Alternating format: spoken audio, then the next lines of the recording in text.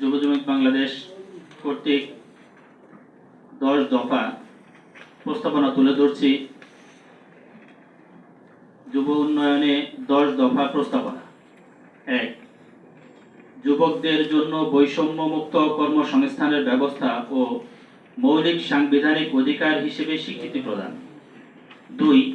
বেকারত্ব দূরীকরণে বেকার যুবক সমাজ ও শিক্ষার্থীদের যোগ্যতার ভিত্তিতে চুক্তিভিত্তিক চাকরির ব্যবস্থা করতে হবে এবং প্রতি বছর বেকারত্বের জরিপ প্রতিবেদন আকারে প্রকাশ করতে হবে।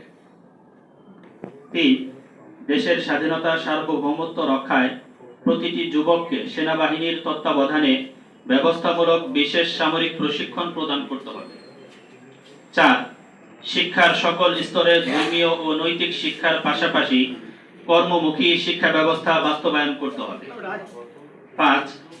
সরকারি গ্যাজেটভুক্ত কওমি সনদপ্রাপ্তদের জন্য প্রতিটি শিক্ষা প্রতিষ্ঠানে ধর্মীয় শিক্ষক, কাজী, সরকারি মডেল মসজিদের ইমাম ও খতিব, ইসলামিক ফাউন্ডেশন কর্তৃক পরিচালিত সকল প্রকল্পে যোগ্যতম স্থানে নিয়োগ প্রাপ্তি নিশ্চিত করতে হবে। 6.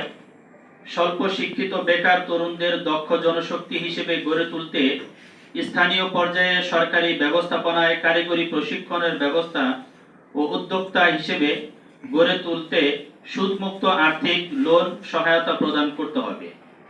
বেকার উচ্চ শিক্ষিতদের বিশেষ প্রশিক্ষণের মাধ্যমে স্থানীয় উৎপাদিত পণ্য আন্তর্জাতিক বাজারে রপ্তানির ব্যবস্থা করতে হবে। 7.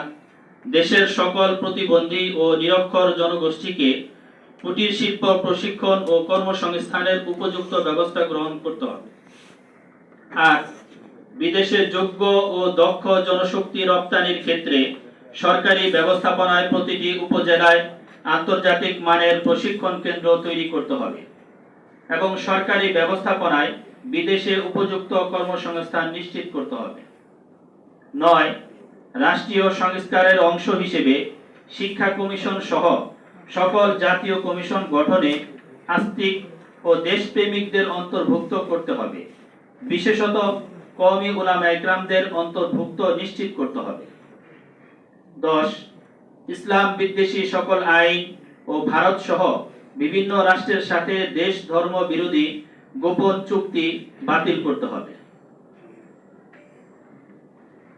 এই 10 দফা বাস্তবায়নে আমরা সকলেই সচেষ্ট হব, জোরালো ভূমিকা রাখব এবং আমরা উচ্চ কণ্ঠে যদি আওয়াজ তুলতে পারি, এই সকল বিষয়গুলি যদি আমরা করতে পারি, তাহলেই কেমন বাংলাদেশ চাই এইটার রূপরেখা এর মাঝেই ফুটে উঠবে।